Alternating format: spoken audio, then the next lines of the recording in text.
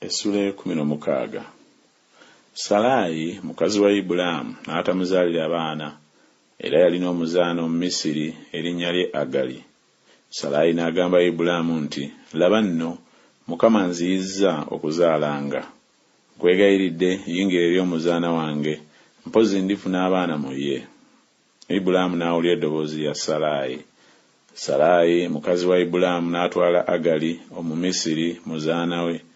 Ibulaamu bwe yali akamaze emyaka 10 okutuula mu nsi ya Kanani, n'amuwa Ibulaamu musajja we okuba mukazi we. N'ayingira eri Agali naye n'aba olubuto. Awo bwe yalaba ng'ali lubuto, mugole we n'anyoomebwa mu maaso ge. Salaayi n'agamba Ibulaamu nti, okwonoona kwange kube ku ggwe. Nakuwa omuzaana wange mu kifuba kyo, kale bwe yalaba ng'ali lubuto n'ennyoomebwa mu maaso ge. Mukama atusaalire omusango nze naawe. Naye Ibulaamu n'agamba Salaayi nti, laba omuzaana wo ali mu mukono gwo, mukolere ekifaanana ekirungi mu maaso go. Salaayi n'amujooganga n'adduka mu maaso ge.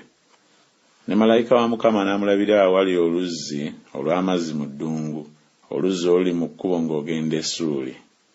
N'ayogera nti, Agali, muzaana wa Salaayi, ova wa era ogenda wa? Naye n'ayogera nti, nziruka mu maaso ga mugole wange Salaayi. Ne malayika wa Mukama n'amugamba nti, ddayo eri mugole wo ogonde wansi w'emikono gye. Era malayika wa Mukama n'amugamba nti, ndyongera nnyo ezzadde lyo, n'okubala ne litabalika olw'obungi. Era malayika wa Mukama n'amugamba nti, laba oli lubuto era olizaala omwana wa bulenzi, era olimutuuma erinnya Isimayiri, kubanga Mukama awulidde okubonyaabonyezebwa kwo. Era aliba ng'entulege mu bantu, omukono gwe gunaalwananga na buli muntu, n'omukono gwa buli muntu gunaalwananga naye, era anaatuulanga wali baganda be bonna. N'ayita erinnya lya Mukama yayogera naye nti, ggwe Katonda alaba, kubanga yayogera nti, n'okutunula ntunuulidde oyo andaba.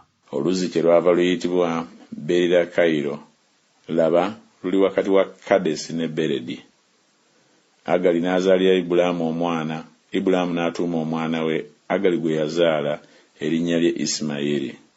Ibulaamu yali akamaze emyaka 86 Agali bwe yazaalira Ibulaamu Isimayiri.